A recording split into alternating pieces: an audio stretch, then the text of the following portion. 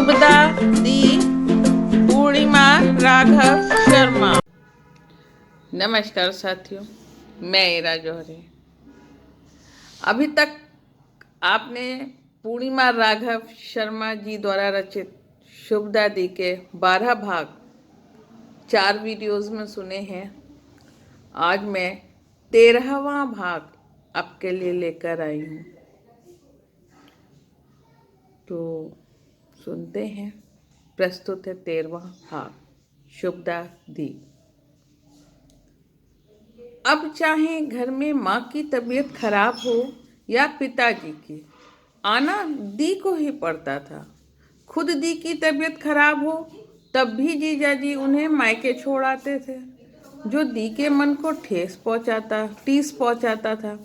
Retire पिता के ऊपर अपनी दवा दारू का खर्च डालना स्वाभिमानी दी को बर्दाश्त नहीं होता था। और क्यों हो, अपने घर में पैसे का अभाव नहीं, लेकिन पैसा बाहर भेजा जा रहा हो और उनको मायके।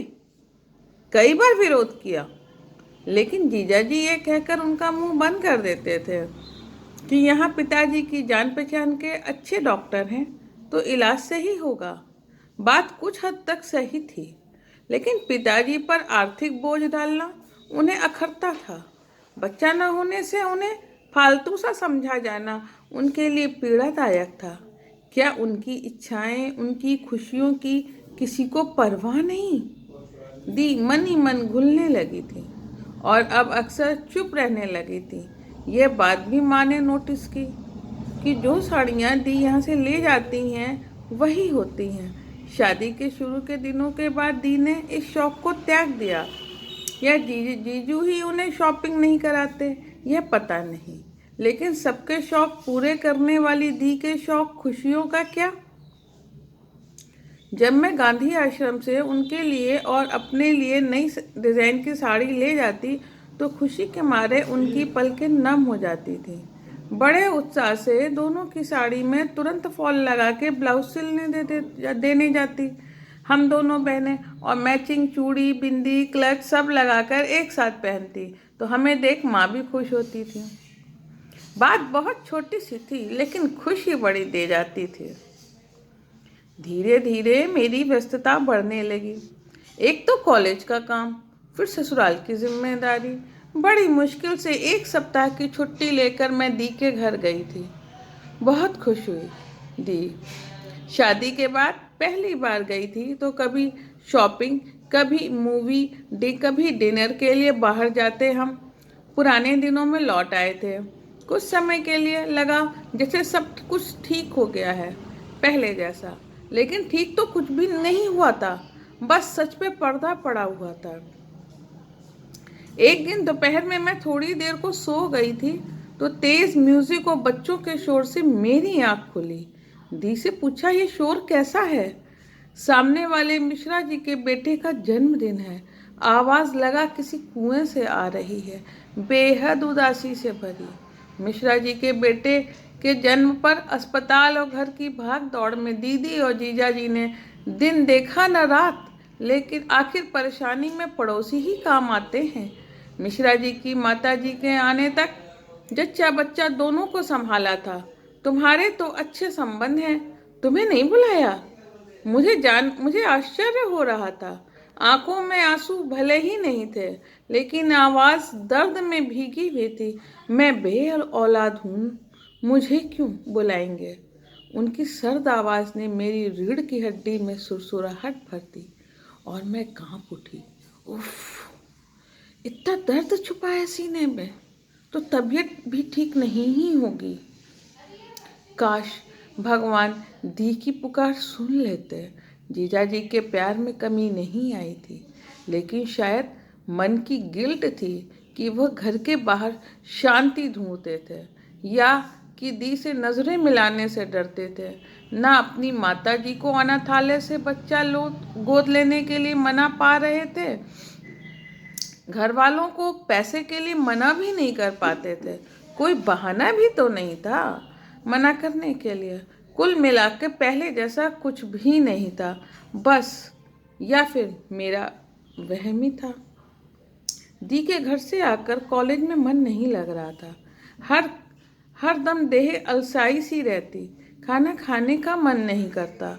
सुबह उठते ही अजीब सी बेचैनी होती, कभी जी मितलाने लगता। एक दिन लेक्चर देकर स्टाफ रूम में आई तो चक्कर आने लगे। मधु दी को, जो मेरी सीनियर थी, एक रहस्यमयी मुस्कान से मुझे देखने लगी। मैं कारण पूछती तब तक बेल बज गई और वह क्लास लेने चली गई। तो ये था 13वां भाग। अब पढ़ने जा रही हूँ 14वां भाग। मुझे भी पढ़ने में मज़ा आ रहा है और आप लोगों को भी अगर आ रहा है तो सोने में सुहागा हो गया। अच्छा लगता है जब कोई रुचि लेता है कुछ सुनने में। तो पढ़ती हूँ 14वां भाग। कॉलेज से सीधे पैथ लैब चली गई। वैसे मैं समझ गई थी, क्योंकि मेरा पीरियड कभी डिले नहीं होता, लेकिन कंफर्म करना ज़रूरी था। उन्होंने यूरिन लिया। कुछ घंटे बाद रिपोर्ट फ़ोन पर बताने का आश्वासन दिया। घर आकर एक कप चाय बनाकर बालकनी में बैठ गई। यहाँ से बच्चों का खेलने वाला पार्क एकदम सामने था। रोजाना शाम को जो धमा चौकड़ी होती है, जो शोर मचता है कि क्या बताऊँ। कभी कभी मुझे गुस्सा आता था और चिढ़ मचती थी, इतनी जल्दी बच्चों को उनकी माँ क्यों आने देती हैं। आज मन का भाव दूसरा था, न जाने क्यों, लेकिन मुझे लग रहा था कि बच्चे अभी तक आए क्यों नहीं। मन के बदले भाव पर मुझे आश्चर्य हुआ। चाय पीने के बाद कपड़े बदल मैं बिस्तर पर पसर गई। यह मेरा रोज का रूटीन था। कॉलेज से आकर से आधा घंटा लेटती ज़रूर थी, आंख बंद करके। कभी कभी झपकी भी आ जाती थी। मेरी आंखें मुंदने लगीं। सपने में देखा एक बेहद खूबसूरत हष्ट पुष्ट बालक मुस्कुरा कर मुझे अपनी ओर बुला रहा है। जब तक मैं उसके पास पहुंच पाती तब तक फोन की ट्रिन ट्रिन से आंख खुल गई। पैथ लैब से ही था फोन। बताया कि पॉजिटिव है। सपने का बालक सच में बुला रहा था। खुशी के मारे समझ नहीं आ रहा था कि क्या करूं। मन तो कल्पनाओं में उड़ने लगा था, लेकिन जब तक अपनी खुशी किसी से शेयर न करे चैन कहाँ मिलता है। सबसे पहले केतन को फ़ोन लगाया, पर उनका फ़ोन बिजी आया। कई बार लगातार बिजी आया तो समझ गई किसी बिजनेस मीटिंग में होंगे। जब क्लाइंट से बात करते हैं तो लंबी चलती हैं। माँ को फ़ोन लगाया तो पिताजी ने उठाया।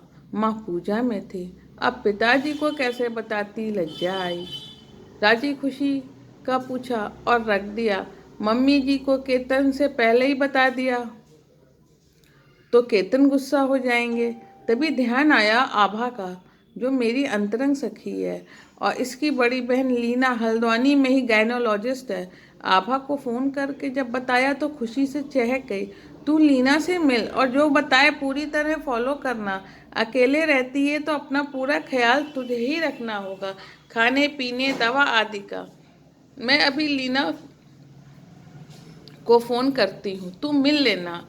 उसे आश्वस्त किया कि जरूर मिलूंगे। तब तक केतन का फ़ोन आ गया। आज इस समय क्यों फ़ोन किया, सब ठीक तो है ना? हाँ सब ठीक है। तुम कल आ रहे हो ना? तुम कहो तो अभी आ जाओ।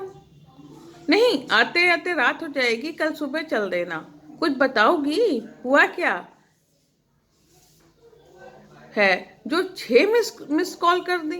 कुछ खास नहीं, बस तुम्हारी बेहद याद आ रही थी। अपने मनोभाव छुपाना मुश्किल हो रहा था। वो भाग्य हमारे जो हमारी इतनी याद आई मैडम को। चलो फिर चलते हैं, मिलते हैं। मैं अपनी खुशी बांटना चाह रही थी, लेकिन किससे कहूँ समझ नहीं पा रही थी। कॉलेज स्टाफ को तो बताने की बेवकूफ़ी करनी नहीं थी। बस उठी और सामने के पार्क में आकर बेंच पर बैठ गई। बच्चों का आना शुरू हो गया। कोई अपना बैट लेके, कोई बॉल के साथ, किसी के हाथ में लिपस्टिक के वो प्लास्टिक के विकेट थे तो किसी के हाथ में पैड। उमंग सबके मन में थी मैच जीतने की। जब तक उनका मैच शुरू नहीं हुआ, बच्चों से दोस्ती कर थोड़ी देर बातें करी। सब कुछ मन को सुकून दे रहा था। फिर याद आया कि सुबह केतन को आना है और घर में सब्जी फल नहीं, तो पास के बाजार से सब्जी फल ले आई। भरवा करेले केतन को बहुत खूब पसंद है, तो कैरी का मसाला तैयार करके भरवा करेले बनाए। साथ में अपने लिए दाल रोटी और दही लेके डिनर किया और सुबह की तैयारी कर सो गई। कॉलेज में छुट्टी की अर्जी दी, मधु के हाथ ही भिजवा दी थी। कल सिर्फ केतन के साथ इस खुशी का आनंद उठाना है। सुबह नाश्ता बना रही थी कि तभी केतन आ गए। मेरी आंखों की चमक देख बोले, कौन सी लॉटरी लग गई है तुम्हारी जो इतनी खुश हो। मैंने उनकी छाती में मुंह छिपा लिया और कान में धीमे से कहा, तुम पापा बनने वाले हो। केतन ने मुझे और झोट से बींच लिया। न जाने कितनी देर हम ऐसे ही खड़े रहे। फिर माथा चूम चूम कर पूछा, घर में खबर कर दी? अरे सबसे पहले तुम्हें बताना चाहती थी, अब ये काम तुम्हारा है। केतन हूँ कह के फ्रेश होने चले गए। तब अचानक मुझे ख्याल आया कि केतन तो अभी 2 साल तक फैमिली बढ़ाने के मूड में ही नहीं, लेकिन अब तो ये था हमारा 14वां भाग। तो इस बार 2 ही भाग एक साथ, और आगे फिर करती हूँ दूसरे वीडियो में, क्योंकि वीडियो अपलोड करना मुश्किल हो रहा है बहुत ज़्यादा। तो एक बार में 2 भाग इस बार कर रही हूँ। कैसा लगा हमारा ये भाग आप ज़रूर बताएं। आपके सुंदर कमेंट्स की प्रतीक्षा में मैं इरा जौहरी और साथ ही पूर्णिमा राघव शर्मा जी भी हैं, क्योंकि ये उन्होंने लिखा है। तो पूरी कथा को तन्मयता से सुनने के लिए आप सभी का बहुत बहुत शुक्रिया साथियों।